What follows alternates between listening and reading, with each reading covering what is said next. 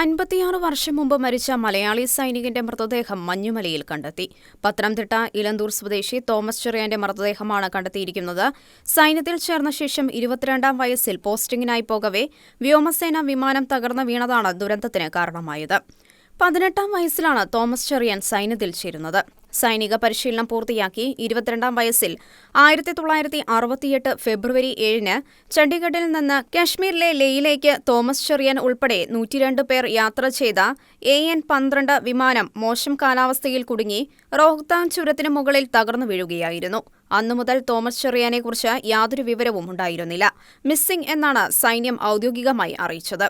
ശേഷം 2003-ലാണ് സൈന്യം മരണം സ്ഥിരീകരിക്കുന്നത്. വിമാനാവശിഷ്ടങ്ങളും മൃതദേഹങ്ങളും മഞ്ഞുപാളികളിൽ ദശകങ്ങളോളം അകപ്പെട്ടിരിക്കുകയായിരുന്നു. ഹിമാചൽ പ്രദേശിലെ റോഹ്താങ് ചുരത്തിൽ 1968-ൽ തകർന്നു വീണ വ്യോമസേന വിമാനത്തിലുണ്ടായിരുന്ന 3 സൈനികരുടെ മൃതദേഹങ്ങൾ കൂടി തോമസ് ചെറിയാന്റെ മൃതദേഹത്തിനൊപ്പം കണ്ടെടുത്തു. മൽഖാൻ സിംഗ്, നാരായൺ സിംഗ് എന്നിവരുടെ മൃതദേഹങ്ങളാണ് തിരിച്ചറിഞ്ഞത്. മൃതദേഹങ്ങളിൽ നിന്ന് ലഭിച്ച രേഖകളിൽ നിന്നാണ് ഇവരെ തിരിച്ചറിഞ്ഞത്. ഒരു മൃതദേഹം തിരിച്ചറിയാനുണ്ട്. കരസേനയിലെ ഡോഗ്ര സ്കൌട്ടും തിരങ്ക മൗണ്ടൻ റെസ്ക്യൂവും സംയുക്തമായാണ് തിരച്ചിൽ നടത്തിയത്.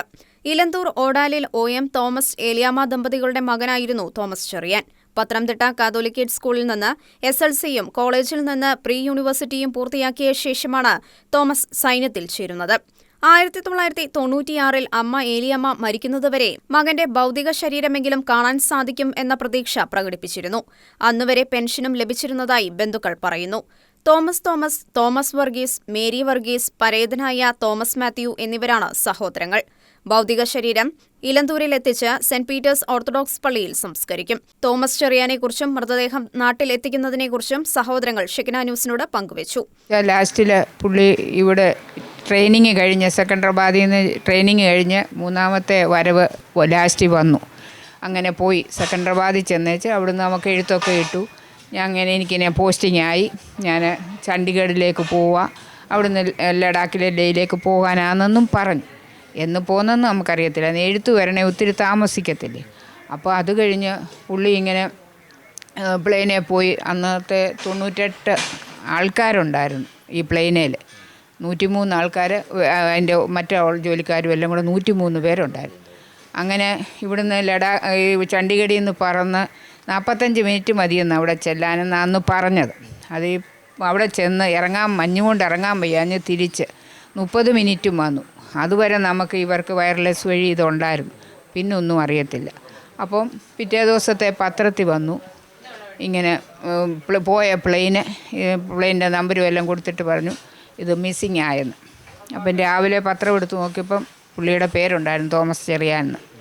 അപ്പം എൻ്റെ ഫാദർ പറഞ്ഞു ഇതേണ്ട നമ്മുടെ മോൻ്റെ പേരാ തോമസ് ചെറിയാനെന്ന് കിടക്കുന്നു, മിസ്സിങ്ങെന്ന്, പ്ലെയിൻ മിസ്സിങ്ങെന്ന് പറഞ്ഞു. അമ്മ അത് കേട്ടു.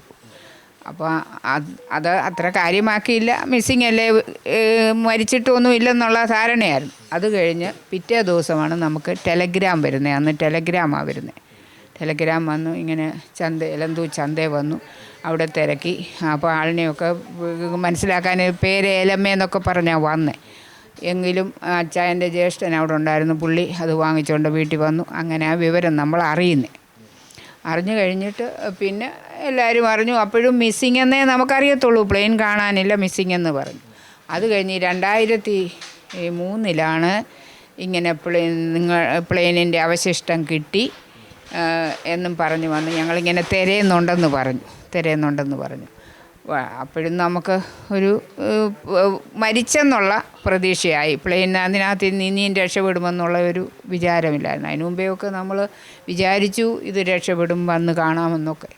അങ്ങനെയായി. പിന്നെ മരിച്ചെന്ന് സ്ഥിരീകരിച്ചു. പിന്നെ അത് കഴിഞ്ഞൊരു ഇൻഫർമേഷൻ കൂടെ വന്ന് 2 പേരുടെയും കൂടെ കിട്ടി എന്നും പറഞ്ഞു. നമ്മുടേതും തിരക്കുന്നുണ്ടെന്നും പറഞ്ഞു. അപ്പോൾ അമ്മയൊക്കെ ഉണ്ടോ എന്ന് ചോദിച്ചപ്പോൾ അമ്മ മരിച്ചുപോയി. അപ്പനും മരിച്ചുപോയി. അപ്പം പിന്നെ അവരിപ്പം ഇന്നലെയാണ് നമുക്കിങ്ങനെ അവിടെ നിന്ന് വരുന്നത്.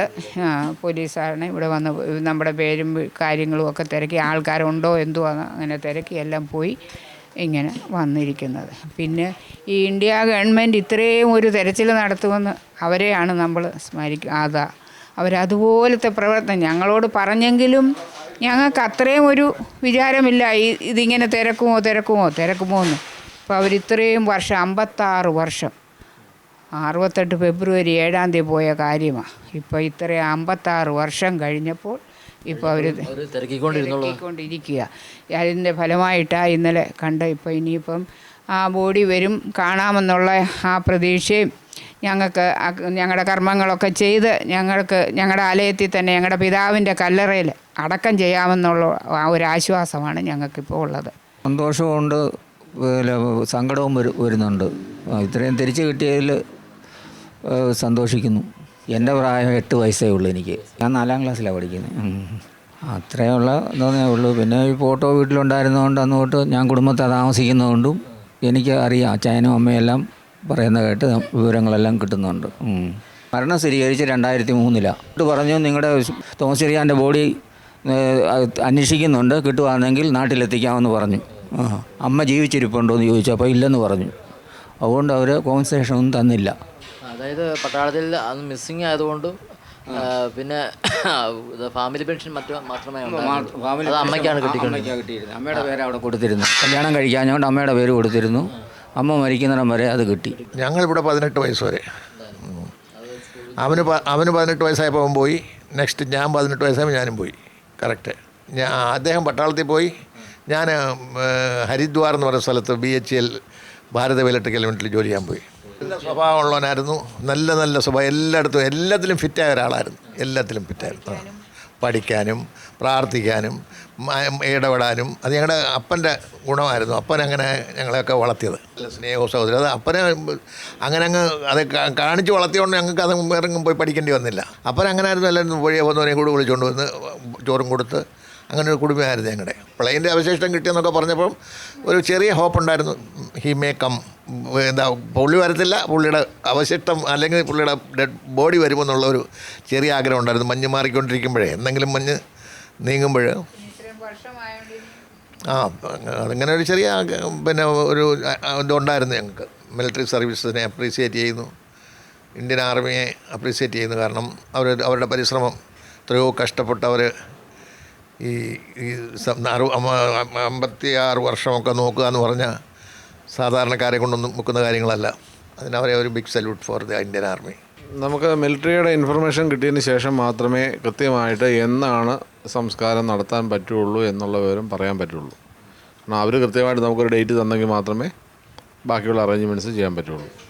അതോടൊപ്പം തന്നെ അങ്ങനെ നമുക്ക് ഉദ്ദേശം 2-3 ദിവസത്തിന് ശേഷം ബോഡി കിട്ടുകയാണെങ്കിൽ ഈ വീട്ടിൽ ശുശ്രൂഷകൾ നടത്തുകയും ഞങ്ങളുടെ എലന്തൂർ കാരൂർ ഓർത്തഡോക്സ് ചർച്ചിൽ ഞങ്ങളുടെ കുടുംബ കല്ലറയിൽ പിതാവിനെയും എൻ്റെ പപ്പായെയും അടക്കം ചെയ്ത കല്ലറയിൽ സംസ്കരിക്കപ്പെടുന്നതാണ്.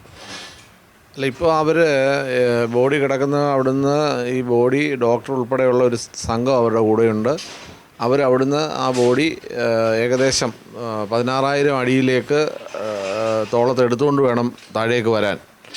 അങ്ങനെ വന്നതിന് ശേഷം ഹെലികോപ്റ്റർ സംവിധാനത്തിലൂടെയാണ് ഇത്. അത് തന്നെയല്ല, ഇപ്പോഴത്തെ ക്ലൈമറ്റിൽ ഹെലികോപ്റ്റർ അവിടെ എത്താൻ പറ്റുമെങ്കിൽ മാത്രമേ ഇന്ന് അവിടെ ചണ്ഡീഗഡിൽ എത്തുകയുള്ളൂ. ഇല്ലെങ്കിൽ അടുത്ത ദിവസത്തേക്ക് വീണ്ടും മാറും. ഇതുവരെ അങ്ങനെയാണ് നമുക്കുള്ള നിർദ്ദേശം തന്നിട്ടുള്ളത്. ചൗഹാൻ, അജേഷ് ചൗഹാൻ എന്ന് പറയുന്ന ലെഫ്റ്റനൻ്റാണ് ഇതിൻ്റെ കൂടെ എല്ലാ കാര്യങ്ങളും നീക്കം ചെയ്യുന്നത്. ഇത്രയും വർഷങ്ങൾക്ക് ശേഷം ഇങ്ങനൊരു കണ്ടെത്തലും ഇങ്ങനൊരു മൃതസംസ്കാര ശുശ്രൂഷ നിങ്ങൾ എന്തെങ്കിലും പ്രതീക്ഷിച്ചായിരുന്നു? ഞങ്ങൾ ഇപ്പം 2003 മരണപ്പെട്ടു എന്നുള്ള ഇതിന് ശേഷം അതുവരെ നമുക്കൊരു പ്രതീക്ഷ ഉണ്ടായിരുന്നു. ആളെന്നായാലും തിരിച്ചു വരും, അല്ലെങ്കിൽ വേറെ രാജ്യത്തായിരിക്കും എന്നൊക്കെയായിരുന്നു നമ്മുടെ ധാരണകൾ. പക്ഷേ മരണപ്പെട്ടതിന് ശേഷം ഇവർ അന്വേഷണം നടത്തിക്കൊണ്ടിരിക്കുകയാണല്ലോ. അപ്പോൾ തീർച്ചയായിട്ടും നമുക്ക് ബോഡി ലഭ്യമാവും. പ്രത്യേകിച്ച് മഞ്ഞിനകത്താവുമ്പോൾ വേറെ കേടുപാടുകളൊന്നും ബോഡിക്ക് സംഭവിക്കുകയില്ല എന്നുള്ളൊരു വിശ്വാസം ഞങ്ങൾക്കുണ്ടായിരുന്നു. അതിലൊക്കെ ഉപരിയായിട്ട് നമുക്ക് മെയിനായിട്ട് പറയേണ്ട ഒരു കാര്യം, ഇത് കളഞ്ഞിട്ട് പോയില്ലല്ലോ അവർ. കൃത്യമായിട്ട് പട്ടാളം അന്വേഷിച്ച് അത് കണ്ടുപിടിച്ചല്ലോ. അത് ഞങ്ങൾക്ക് വളരെയധികം നന്ദിയുണ്ട്. ഗവൺമെൻറ്റിനോട് നമ്മൾ കടപ്പെട്ടിരിക്കുന്നു. വളരെ കൃത്യമായിട്ട് അവർ അത് ജോലി ചെയ്യുന്നുണ്ട്. ഏകദേശം ഒരു 5 വർഷം കൂടുന്ന സമയങ്ങളിൽ അവർ നമ്മളെ ഇൻഫോം ചെയ്യുന്നുണ്ടായിരുന്നു, ഇതുപോലെ അന്വേഷണം നടത്തുന്നുണ്ട്, അത് നടത്തിക്കൊണ്ടിരിക്കുന്നു എന്നുള്ള വിവരം ഞങ്ങളെ അറിയിക്കുമായിരുന്നു. ഷിഗ്ന ന്യൂസ്, പത്തനംതിട്ട.